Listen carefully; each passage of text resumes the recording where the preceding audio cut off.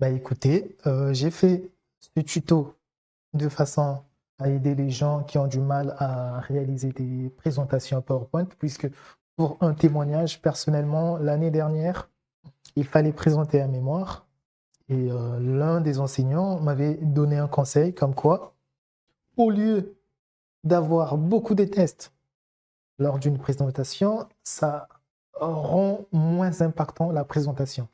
Donc le plus important dans une présentation, c'est de mettre le thème, s'il faut le dire comme ça, et ensuite, hein, lors de la présentation, aller en profondeur. Et c'est ce qui fait gagner les points, tout simplement. Et lors d'une présentation professionnelle également, le plus important, c'est d'être structuré, organisé, hein, faire un travail plutôt bien organisé, hein, pour impacter. Donc, je sais qu'à présent, on a l'IA, comme quoi, une fois qu'on met dedans, bah, l'IA nous présente une présentation PowerPoint bien faite, mais plutôt utiliser l'IA, pourquoi pas utiliser notre savoir-faire, puisque finalement, l'IA nous offre l'opportunité de gagner en temps, c'est bien, mais notre créativité, hein, voilà, l'IA nous pond des choses qui parfois incapables à expliquer. Bon, bref, c'est pas ça le sujet, puisqu'on sait bien que l'IA bah, mérite sa place. Voilà, donc loin de critiques bidons qui n'ont pas de raison d'être, ce que je veux faire passer comme message, lors d'une présentation, vous n'avez pas besoin de mettre beaucoup de tests. Donc c'est pour cette raison que j'ai réalisé ce PowerPoint que vous allez trouver en bas de la vidéo. Donc vous pourrez le télécharger facilement et puis le remplacer par vos mots. Et c'est très important et pour vous et pour le reste de ceux qui vont vous écouter. Voilà, donc l'objectif de cette présentation, ce n'est pas vous faire le cours, mais plutôt vous donner des astuces qui vont vous permettre de réaliser des PowerPoint impactants. On va passer sur des coupons fixes, moins risqués que les actions. C'est le pilier défensif, c'est le pilier défensif de tout portefeuille équilibré. Enfin, et c'est vraiment l'idée, comme je viens de dire tout à l'heure. Hein. C'est pas vraiment de vous expliquer ce que c'est qu'une obligation d'État, hein, mais une fois de plus, c'est la présentation qui m'importe.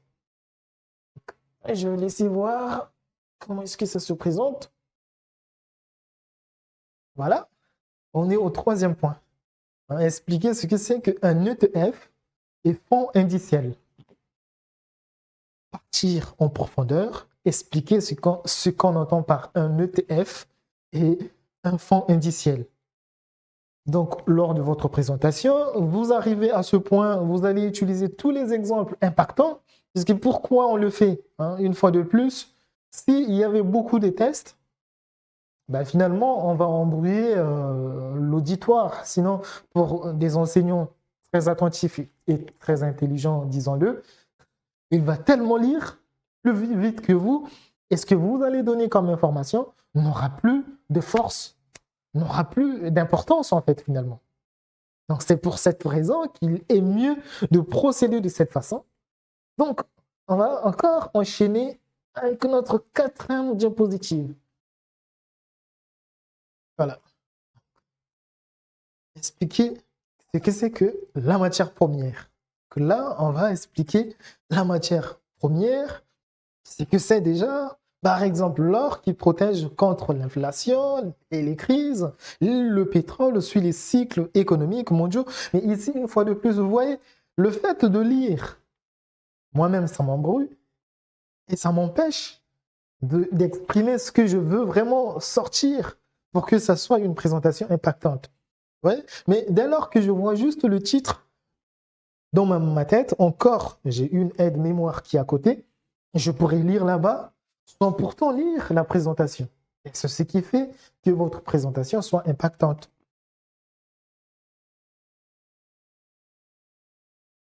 Et là, on va expliquer ce que c'est que la crypto-monnaie. C'est quoi le Bitcoin, Ethereum, hein, encore autrement. Voilà. Donc, comme je disais tout à l'heure, le but d'une présentation, c'est faire en sorte que ton auditoire comprenne ce que tu es en train d'expliquer avec peu de texte au tableau, sinon à la présentation, et beaucoup d'informations à l'oral. C'est ce qui fait que ton auditoire soit embarqué dans ce que tu dis. Puisque, admettons qu'il y a des textes partout, finalement, on ne sait pas quoi retenir. Bien sûr que vous pouvez mettre des emojis, des cartes là-dessus, par-ci, par-là, pour vous permettre d'illustrer vos propos, mais de façon organisée.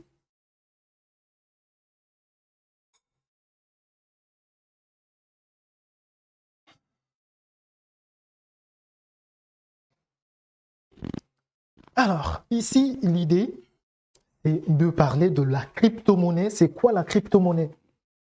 Et de votre côté, vous allez pouvoir épuiser dans vos exemples, expliquer ce que c'est qu'une crypto-monnaie et quel est son but, quelle est sa place finalement dans le marché financier.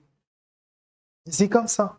Et une fois de plus, comme je viens de le dire tout à l'heure, vous avez la possibilité de compléter des diapositives dans lesquelles, cette fois-ci, vous allez mettre quelques petits exemples pour essayer un peu d'animer votre présentation. En fin de compte, nous allons parler du marché Forex. Donc, le marché des devises. Et lorsque vous allez arriver à ce niveau où il faut parler du marché Forex, vous n'aurez plus le temps de lire. Pourquoi? Parce que le temps passe tellement vite. Si vous vous fiez à vos notes, finalement, vous n'aurez pas grand-chose à dire. Oui, n'oubliez pas votre aide-mémoire à côté, là où vous avez la possibilité d'afficher ce que vous voulez passer comme message. Voilà, c'est votre aide-mémoire, comme je le dis, votre pense-bête qui vous permettra de ne pas se perdre, puisque c'est très important. Voilà. Et faire de cette façon, je crois que vous aurez une présentation réussie. Voilà. Comme promis, en bas, je vous mettrai la présentation que vous venez de suivre. Et vous avez la possibilité finalement de le télécharger et de l'alimenter à votre sauce. Et puis, je vous dis à une prochaine vidéo. Finalement, on est arrivé à la fin de cette présentation. Comme j'avais dit dans d'autres vidéos, écoutez, on est arrivé à la fin de cette présentation.